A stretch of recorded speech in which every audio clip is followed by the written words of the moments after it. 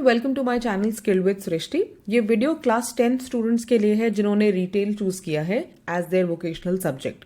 Subject code है 401 और ये वीडियो क्लास 10 स्टूडेंट्स रिटेल के लिए है। इस वीडियो में मैं सैम्पल क्वेश्चन पेपर डिस्कस करूंगी जो सीबीएसई की वेबसाइट पे अवेलेबल है। लिंक आपके साथ शेयर करूंगी ताकि आप इस वीडियो के बाद भी उसको एक्सेस कर सके। साथ ही मैं आपको मार्किंग स्कीम बताऊंगी कि किस तरह के आंसर्स आपको लिख के आने हैं जिससे आपको मैक्सिमम नंबर मिले बोर्ड एग्जाम्स में। ठीक है, तो चलिए स्टार्ट करते हैं। जो रिटेल का एग्जाम आपका आएगा वो दो पार्ट्स में आएगा। पहला पार्ट आपका कौन सा है? Employability skill. आप स्क्रीन लेफ्ट हैंड साइड में देखिए, एम्प्लॉयबिलिटी स्किल। ये कितने मार्क्स का आएगा? 10 मार्क्स का।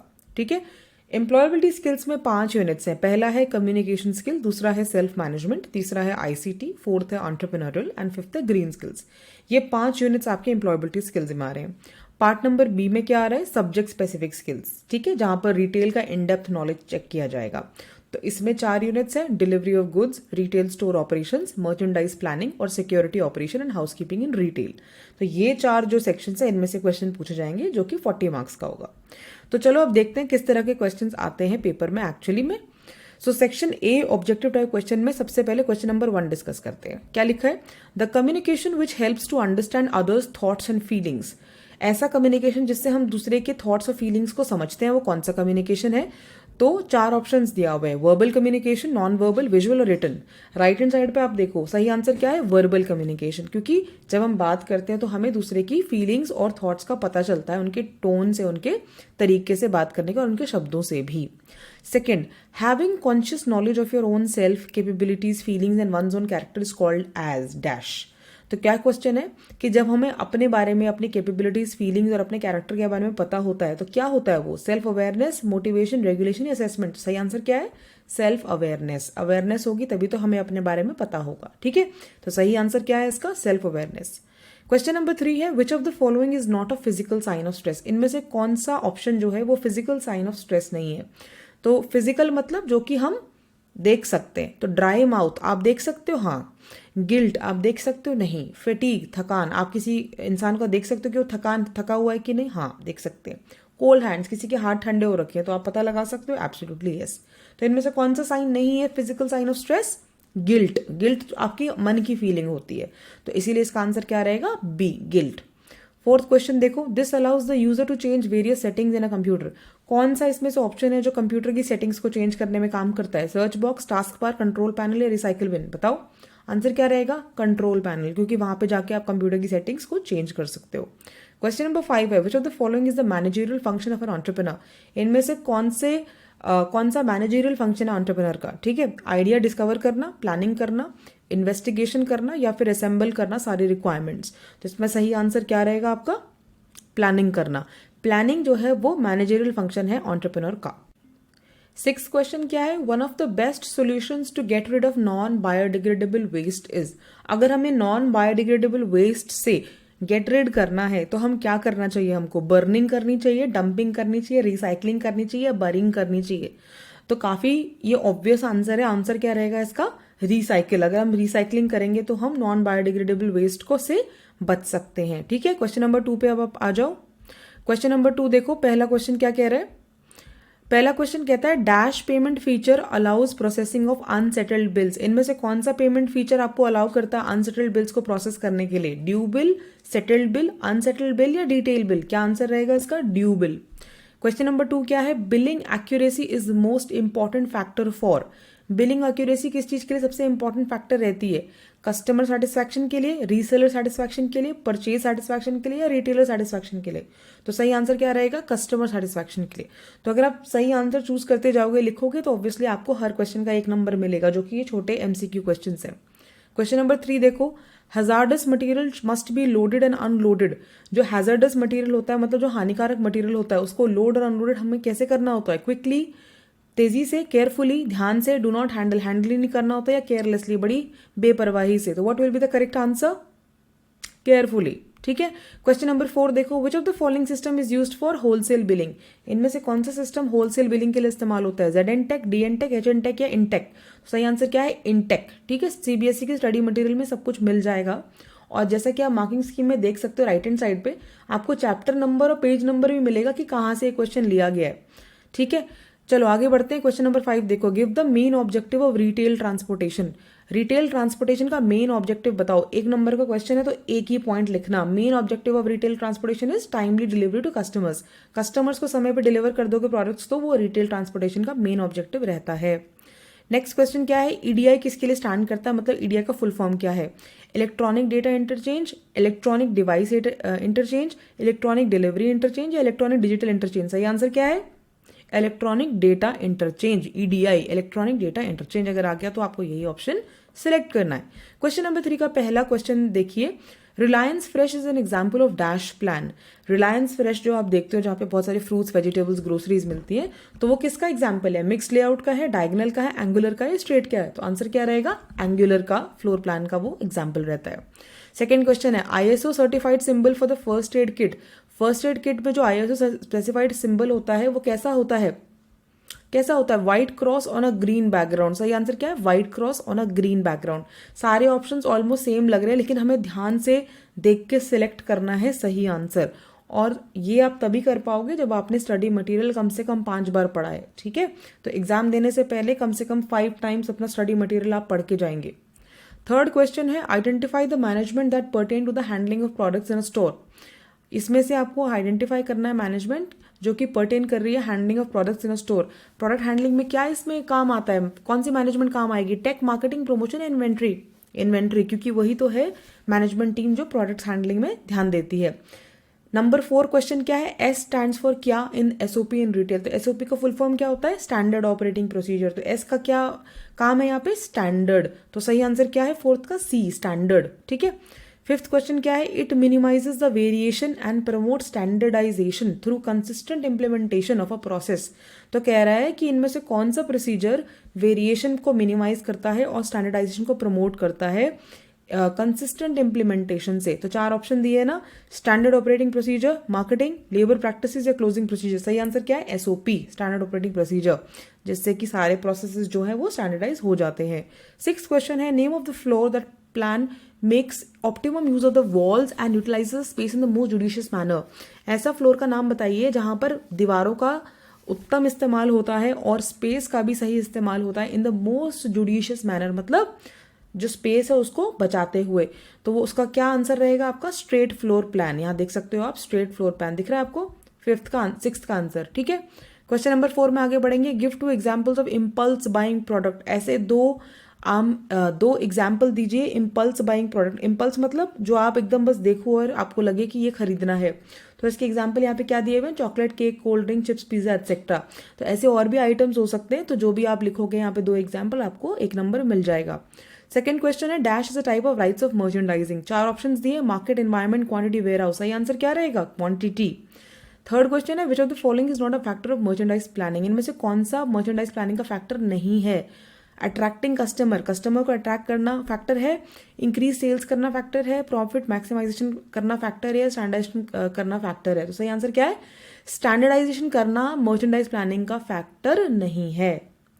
फोर्थ क्वेश्चन है, it is very important function of merchandiser that he will guide and train buyers as and when the need arises. तो इसमें ये क्या कर रहा है, मर्चेंडाइजर डायरेक्ट कर रहा है, प्लान कर रहा है, कोऑर्डिनेट कर रहा है, कंट्रोल कर रहा है। क्या कर रहा है, डायरेक्ट कर रहा है। किसको डायरेक्ट कर रहा है, बायर को, कि क्या खरीदना है क्या नहीं खरीदना है। फिफ्थ क्वेश्चन है, at suppliers level which is not the function of merchandiser.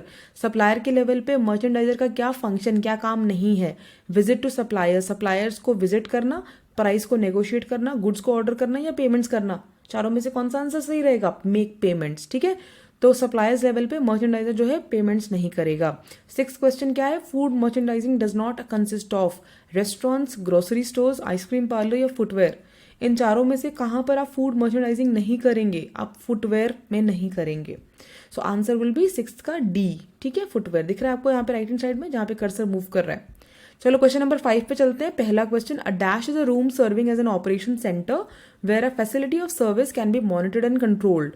इन चारों रूम्स में से कहां पर आप सर्विस को मॉनिटर करोगे, कहां पर करोगे, कंट्रोल रूम, जहां सारे सीसीटीवी लगे रहते हैं। तो आंसर क्या है, कंट्रोल रूम। ठीक है, सेकंड क्या है, the full form of CCTV. CCTV का फुल फॉर्म क्या होता है, क्लोज्ड सर्किट टेलीविजन। क्या होता है, क्लोज सर्किट टेलीविजन, सीसीटीवी।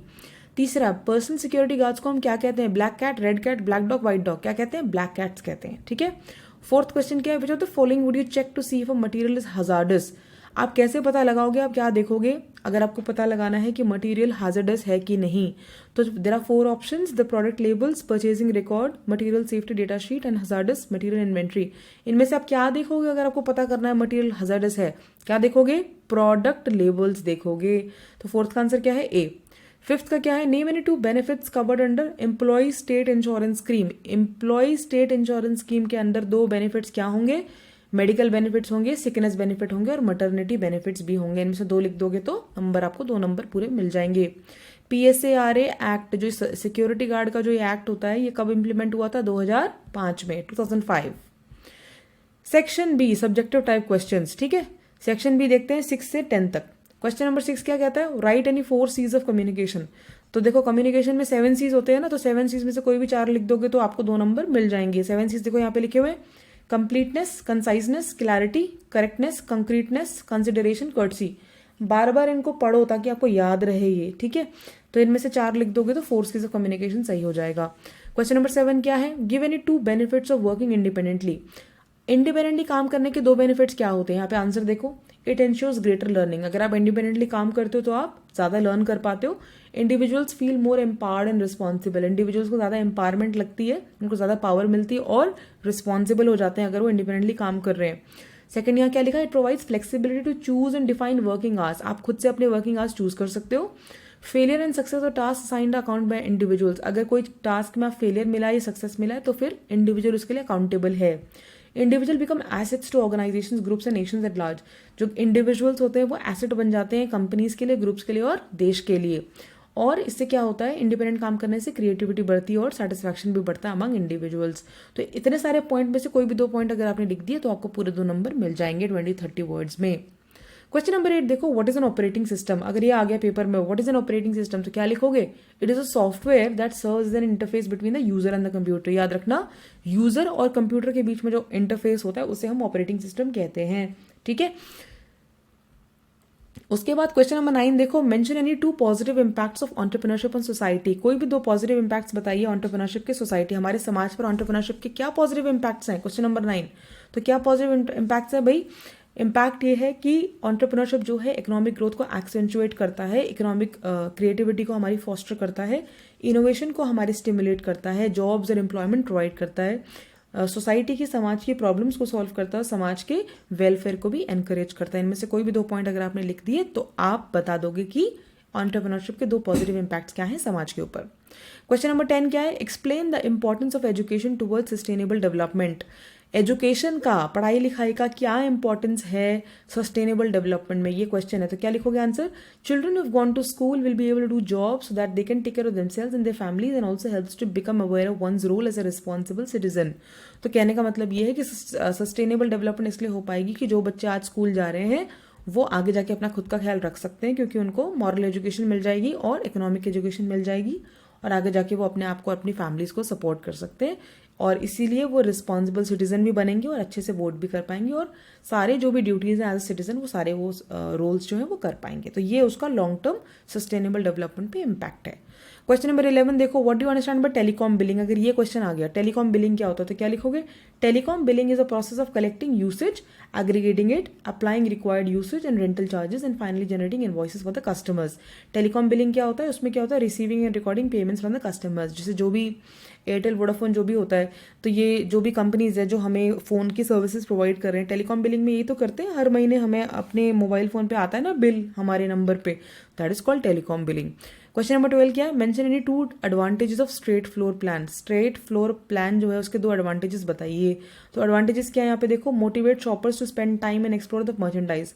अगर स्ट्रेट फ्लोर प्लान होगा तो क्या होगा? शॉपर्स को मोटिवेशन मिलेगा कि वो ज़्यादा समय अपना स्पेंड करेंगे और मर्चेंडाइज को एक्सप्लोर करेंगे, मतलब और वैरायटी देखने की उनको इच्छा होगी। सेकेंड क्या है एडवांटेज? कि maximise sale through impulsive buying. Impulsive buying से सेल आपकी बढ़ जाएगी। तीसरा पॉइंट बताया गया है appropriate for stores where selling approach is consultative and personal. ये उन स्टोर्स के लिए ज़्यादा अच्छा है जहाँ पे सेलिंग अप्रोच जो है कंसल्टेशन चलती है, पर्सनल उससे चलती है, तो वहाँ पर भी ये आपका जो स्ट्रेट फ्लोर प्लान है वो काम आता है। क्वेश्चन नंबर 13 आया है रिटेल में: list of the objectives for a store design. Store design के ऑब्जेक्टिव्स बताओ। तो यहाँ पे आंसर क्या लिखा है? ऑब्जेक्टिव्स क्या है स्टोर डिजाइन के? पहला, इंप्लीमेंट द रिटेलर स्ट्रैटेजी। पहले तो रिटेलर के की स्ट्रैटेजी को इंप्लीमेंट करो, दूसरा कस्टमर बाइंग बिहेवियर को इन्फ्लुएंस करो, तीसरा फ्लेक्सिबिलिटी को प्रोवाइड करो, चौथा डिजाइन और मेंटेनेंस कॉस्ट को कंट्रोल करो और पांचवा लीगल रिक्वायरमेंट्स को पूरी करो। तो ये 5 ऑब्जेक्टिव्स यहाँ पे स्टोर डिजाइन के हैं जो आपके सीबीएसई स्टडी मटेरियल में है। अगर आप उसको ढंग से पढ़ रहे हो, उनमें से 2 आपने लिख दिए तो आपको पूरे 2 नंबर मिल जाएंगे। क्वेश्चन नंबर 14 है मर्चेंडाइज प्लानिंग क्या होता है। मर्चेंडाइज प्लानिंग पूछेंगे तो क्या लिखोगे? It is a systematic approach, ये लिखोगे। It is an aimed at maximising ROI. ROI की जहां पे बात होगी वो मर्चेंडाइज प्लानिंग हो रही है। थ्रू प्लानिंग सेल्स, हम सेल्स को प्लान करेंगे, हम इन्वेंट्री को प्लान करेंगे जिससे कि हमारी प्रॉफिटेबिलिटी बढ़े। और ये कैसे होगा? जब हम सेल्स पोटेंशियल को मैक्सिमाइज करेंगे और लॉसेस को कम करेंगे। कैसे? मार्कडाउन से और स्टॉक आउट से। तो ये सारे कीवर्ड लिखना बहुत जरूरी है जब आप आंसर दे रहे हो बोर्ड एग्जाम में, ठीक है। तो बार बार इस सैम्पल क्वेश्चन पेपर को और मार्किंग स्कीम को भी पढ़ो, ताकि अगर गलती से इनमें से कोई क्वेश्चन आ गया तो आप आसानी से उसको अटेम्प्ट कर पाओ। और वैसे भी आपको जनरल अंडरस्टैंडिंग में मिलेगी किस तरह से आंसर्स जो है वो लिखने होते हैं एग्जाम में, ठीक है। क्योंकि पढ़ाई तो सब कर रहे हैं, लेकिन टॉपर वही हैं जो अच्छी तरीके से पेपर को अटेम्प्ट कर रहे हैं, अच्छी तरीके से लिख के आ रहे हैं। ना क्वेश्चन नंबर 15 क्या है? How a planogram is useful for visual merchandisers. तो प्लानोग्राम कैसे यूजफुल होता है विजुअल मर्चेंडाइजर्स के लिए? तो उसका आंसर क्या है? प्लानोग्राम क्या करता है? It allows visual merchandisers to plan the arrangement of merchandise. वो पहले क्या करते हैं? मर्चेंडाइज के अरेंजमेंट को प्लान करते हैं, स्टाइल के हिसाब से, टाइप के हिसाब से, साइज के हिसाब से, प्राइस या किसी भी और कैटेगरी के हिसाब से। इससे क्या होता है? चेन ऑफ स्टोर्स जो है वो इनेबल हो जाते हैं और वो क्या करते हैं? वो सेम मर्चेंडाइज को डिस्प्ले करते हैं कोहेरेंट मैनर में। कोहेरेंट मतलब एक लॉजिकल मैनर में, लिंक वाला मैनर में, ठीक है, कि कौन सा प्रोडक्ट किससे रिलेटेड है। तो ये आपका प्लानोग्राम का रोल होता है। क्वेश्चन नंबर 16 है what is housekeeping. Question आया व्हाट इज हाउस कीपिंग, क्या लिखोगे? Housekeeping refers to the set of activities that are intended for cleaning the house, ठीक है, बाय क्लीनिंग डर्टी सर्फेसेस। जब हम डर्टी सर्फेस को साफ करते हैं, जब हम वैक्यूम करते हैं, जब हम रबिश को डिस्पोज ऑफ करते हैं, डस्टिंग करते हैं, उसे कहते हैं house keeping. However the floor, changing the sheets and cleaning the Windows. और फ्लोर को साफ करना, शीट्स को चेंज करना और विंडोज को क्लीन करना, ये सब किस में आ जाएगा? आपके हाउस कीपिंग में। All of these activities come under the umbrella term. Umbrella मतलब एक बड़ा सा टर्म है हाउस कीपिंग, उसके अंदर सारी चीजें आती हैं। And what most people do a little from time to time. तो ये होता है हाउस कीपिंग डेफिनेशन, ठीक है। क्वेश्चन नंबर 17 क्वेश्चन है state any 4 objectives of retail transportation. चलो ये क्वेश्चन आ गया, तो क्या लिखोगे? क्या होते हैं ऑब्जेक्टिव रिटेल ट्रांसपोर्ट के? Deliver the goods to the customer in short time. अगर हमें कस्टमर को गुड्स डिलीवर करने कम समय में तो हम रिटेल ट्रांसपोर्ट का इस्तेमाल करेंगे। अगर हमें गुड्स को डिलीवर करना है कम कॉस्ट में तो हम रिटेल ट्रांसपोर्ट का इस्तेमाल करेंगे। अगर हमें लोडिंग को रिड्यूस करना, अनलोडिंग को रिड्यूस करना है तो फिर तो भी हम रिटेल ट्रांसपोर्ट का इस्तेमाल करेंगे। अगर हमें सेफ्टी मेजर्स को इंप्रूव करने हैं तो भी हम रिटेल ट्रांसपोर्ट का इस्तेमाल करेंगे। और अगर हमें सारी लीगल रिक्वायरमेंट को अडॉप्ट करना है टुवर्ड्स ट्रांसपोर्टेशन तब भी हम रिटेल ट्रांसपोर्ट को अडॉप्ट करेंगे। तो इन 5 में से कोई भी 4 लिखोगे तो आपको मार्क्स अच्छे मिल जाएंगे, क्योंकि ये क्वेश्चन 4 नंबर का है, कोई ये 2 नंबर क्वेश्चन नहीं है। तो 4 मार्क्स का क्वेश्चन आएगा तो डिटेल में लिखना, ठीक है। Question number 18 a good store layout serves many purposes. List any 4 purposes served by a good store layout. Question ये है कि एक अच्छा स्टोर लेआउट के 4 पर्पसेस क्या रहेंगे। तो what will be the 4 purposes? पहला पर्पस है स्टोर एटमॉस्फेयर। जो स्टोर का एटमॉस्फेयर होगा ना वो इन्फ्लुएंस होगा और उससे कस्टमर भी हमारा अट्रैक्ट होगा। सेकंड चीज क्या है अच्छे स्टोर लेआउट में? सेल्स एनहांस होती है, तो कस्टमर जो है आराम से पूरे स्टोर में घूम सकता है और सेल्स भी हमारी अच्छी होती है। तीसरा मैक्सिमाइज रिटर्न्स पर स्क्वायर फुट। तो अगर एक वेल प्लान लेआउट होगा तो उससे क्या होगा? कस्टमर का टाइम खराब नहीं होगा और उसका शॉपिंग एक्सपीरियंस भी अच्छा रहेगा। और अगर आपने अच्छा स्टोर लेआउट किया तो आप मर्चेंडाइज को मैच कर सकते हो फॉर्मेट के साथ और रिटेल स्टोर्स को डिजाइन कर सकते हो कस्टमर की नीड के हिसाब से। और अगर अच्छा गुड स्टोर लेआउट होगा, लास्ट पॉइंट क्या है कि वो डिफरेंटली एबल्ड वुमेन के लिए होगा, चिल्ड्रन के लिए होगा या कस्टमर की सेफ्टी को ध्यान में रखते हुए होगा, तो जो शॉपर है उसको कन्वीनियंस होगी और दोबारा से भी उसको विजिट कर सकता है। So all of these are purposes of good store layout. Question number 19 is visual merchandising is the art of displaying merchandise in a store to attract customers and increase sales. Throw some light on the principles used in visual merchandising. Question क्या बोल रहा है? पहले तो बता रहा है visual merchandising क्या होता है। जब हम मर्चेंडाइज को डिस्प्ले करते हैं स्टोर में ताकि हम कस्टमर्स को अट्रैक्ट कर सकें और सेल्स को बढ़ा सकें, ठीक है, ये तो बात बता दी उसने। अब क्वेश्चन ये है throw some light. Throw some light मतलब एम्फेसाइज करो, कुछ बताओ इसके बारे में on the principles used in visual merchandising. Principle के बारे में पूछ रहा है। तो प्रिंसिपल्स क्या होते हैं? पहला प्रिंसिपल क्या है? देखो राइट हैंड साइड पे, make it easier for the customer to locate the desired category. मतलब कस्टमर के लिए आसान बनाइए कि वो डिजायर्ड कैटेगरी को अच्छे से लोकेट कर ले और मर्चेंडाइज को भी लोकेट कर ले। सेकंड क्या है? Make it easier for the customer to self select. ये आसान बनाओ कस्टमर के लिए कि वो खुद ही सिलेक्ट कर ले, उसको बार बार किसी को बुलाना ना पड़े। Third is make it possible for the shopper to coordinate and exercise, तो शॉपर के लिए भी आसान करो कि वो आराम से कोऑर्डिनेट कर सके और एक्सरसाइज कर सके, मतलब और भी चीज़ें उसको कॉम्प्लीमेंट्री खरीदनी हो तो वो खरीद पाए। फोर्थ पॉइंट है recommend, highlight and demonstrate particular products at strategic locations. तो वो कह रहा है कि विजुअल मर्चेंडाइजिंग का प्रिंसिपल ये होता है कि हमें रिकमेंड करना होता है, हाईलाइट करना होता है, डेमोन्स्ट्रेट करने होते हैं कुछ ऐसे प्रोडक्ट्स जो कि स्ट्रैटेजिक लोकेशंस पे रखे होते हैं जहाँ पे यूज़र का ध्यान जाने की ज़्यादा संभावना होती है। Educate the customer about the product in an effective and creative way. Product को अगर हमें अच्छे से कस्टमर को एजुकेट करना है इफेक्टिवली क्रिएटिवली, तो हमें अच्छा मर्चेंडाइजिंग, विजुअल मर्चेंडाइजिंग करना पड़ेगा। और लास्ट पॉइंट क्या है, make proper arrangements in such a way to increase the sale of unsorted goods. और जो गुड नहीं बिक रहे हैं उसको इस तरीके से अरेंज करो कि वो भी बिक जाए। तो वो किसका प्रिंसिपल है, विजुअल मर्चेंडाइजिंग का। तो इनमें से कोई भी 4 आपने लिख दिया तो यू विल गेट 4 मार्क्स। अब देखो क्वेश्चन नंबर 20। क्वेश्चन नंबर 20 इतना बड़ा सा क्वेश्चन है लेकिन है आसान, ठीक है। बड़ा क्वेश्चन देख के एग्जाम में डरना नहीं, आराम से बैठ के उसको पूरा पढ़ना और बाद में आपको महसूस होगा कि ये क्वेश्चन थोड़ा आसान ही है, तब कोई डिफिकल्ट है नहीं। तो साइज को देख के, क्वेश्चन के साइज को देख के डरना मत एकदम से बोर्ड एग्जाम में, ठीक है। तो चलो पढ़ते हैं question number 20। A middle aged lady complaint by gentleman. तो इस क्वेश्चन में क्या है कि एक मिडिल एजेड लेडी होती है, मतलब अराउंड 35, 40 प्लस होगी, तो उसके साथ एक जेंटलमैन होता है और वो एक हाइपर मार्केट में जाते हैं मेट्रो सिटी में, ठीक है। वो एक ट्रॉली ले लेती है और फिर वो ग्रोसरीज को शॉप करने लगती है और जो जेंटलमैन होता है वो इधर उधर देखने लगता है और फाइनली अपैरल सेक्शन पे पहुंचता है। तो लेडी क्या करती है, वो अपना सेलफोन बार बार चेक कर रही है और बार बार प्रोडक्ट्स के लेबल को चेक कर रही है क्योंकि वो उनको उठा भी रही है, लेकिन वो काफ़ी सारे प्रोडक्ट्स जो है वो वापस शेल्फ में रख लेती है और बहुत ही कम खरीदती है, बहुत ही कम पिक करती है खरीदने के लिए। तो ऐसे बहुत सारे सेक्शंस हैं जहाँ पे लेडी ने कोई प्रोडक्ट को टच तक नहीं किया, मतलब उसे इंटरेस्ट ही नहीं आया उन प्रोडक्ट्स में। इन द मीन टाइम जो जेंटलमैन था, जो उसके कोई भी व्यक्ति हो सकता है उसकी ज़िंदगी में, वो काफ़ी कंफ्यूज लग रहे थे और वो कुछ पैजामाज को चेक कर रहे थे। तो अब यहाँ पे 2 क्वेश्चन दिया हुआ है, ठीक है, 4 नंबर का, तो मतलब 2 नंबर का एक क्वेश्चन होगा मोस्ट प्रॉब्ली। तो पहला क्वेश्चन क्या है, what could have reduce the confusion of gentleman and help him save time and take better decision while shopping. तो हम ऐसा क्या कर सकते थे कि जेंटलमैन का कंफ्यूजन कम रहता और वो उसका समय बचता और वो अच्छा डिसीजन ले पाता शॉपिंग के लिए। तो आप क्या कर सकते थे, सही से विजुअल मर्चेंडाइजिंग कर सकते थे। आपको अच्छी तरीके से उसको लेआउट लगाना चाहिए था शर्ट्स का, पजामाज, एक्सेसरीज का, ताकि वो आराम से उसको देख सके और कॉम्प्लीमेंट्री चीज़ें भी खरीद सके वो जेंटलमैन। आपको मर्चेंडाइज को प्रॉपर डिस्प्ले करना था based on the quality of fabric, की कॉटन वाले कहाँ हैं, सिंथेटिक वाले कहाँ हैं, नायलॉन वाले कहाँ हैं, या फिर कोई बैम्बू इको फ्रेंडली फैब्रिक्स हैं तो वो कहाँ पे है, तो उससे वो कंफ्यूज नहीं होता। और प्राइस टैग होता तो ज़्यादा अच्छा रहता, क्योंकि प्राइस टैग अगर है तो उसको समझ में आ जाता है कि मुझे कौन सा खरीदना है कौन सा नहीं, ठीक है। कलर ब्लॉकिंग इस्तेमाल कर सकते हो, साइनेजेस भी आप इस्तेमाल कर सकते थे। तो ये सारे पॉइंट्स हैं, इनमें से कोई भी आप 2-3 अच्छे पॉइंट लिखोगे तो ऑब्वियसली एग्जामिनर आपको नंबर दे देगा। क्वेश्चन नंबर 2 क्या है, what could be the reason for the lady to return many products to shelf after checking them out. तो वो पूछ रहा है कि भाई लेडी थी वो हाइपर मार्केट में, उसने बहुत सारे प्रोडक्ट्स को वापस क्यों रख दिया शेल्फ में एक बार चेक करने के बाद, और क्यों नहीं वो प्रोडक्ट्स को पिकअप किया, तो क्या रीज़न है। तो क्या रीज़न है भाई, she is a price conscious customer. वो प्राइस कॉन्शियस है, वो डिस्काउंट्स और ऑफर्स के साथ खुश नहीं है, जो प्रोडक्ट्स उसको मिल रहे हैं वो दूसरे स्टोर में भी मिल रहे हैं, चीपर प्रोडक्ट्स मिल रहे हैं, इसलिए उसने नहीं खरीदे वहाँ से। और हो सकता है कि उनमें से कोई प्रोडक्ट्स की एक्सपायरी डेट भी आ रही हो, इसलिए उसने वापस रख दिए, ठीक है। या फिर ये भी हो सकता है कि जो ब्रांड प्रोडक्ट उसने उठाया उसको वो वाला ब्रांड नहीं मिला जो उसको एक्चुअली खरीदना था। तो कुछ भी रीजंस आप यहाँ पे लिख सकते हो जिससे आपका अंडरस्टैंडिंग पता चलती है डिटेल के बारे में। अब आ जाओ लास्ट क्वेश्चन पे, which is state any 4 eligibility criteria followed for the security guard. Security guard के लिए कोई भी 4 एलिजिबिलिटी क्राइटेरिया बताइए। तो क्या भाई क्या एलिजिबिलिटी क्राइटेरिया होने चाहिए, आप देखो राइट हैंड साइड पे, हाइट होनी चाहिए 160 सेंटीमीटर मेल के लिए और 150 सेंटीमीटर फीमेल के लिए। वेट का क्या है, वेट का ये है कि chest 80 centimetre with N expansion of 4 centimetre, और फीमेल्स के लिए कोई चेस्ट का मेजरमेंट नहीं है। आई साइट में फार साइट विजन 6/6 होनी चाहिए, नियर विजन 0.6/0.6 होना चाहिए विदाउट करेक्शन।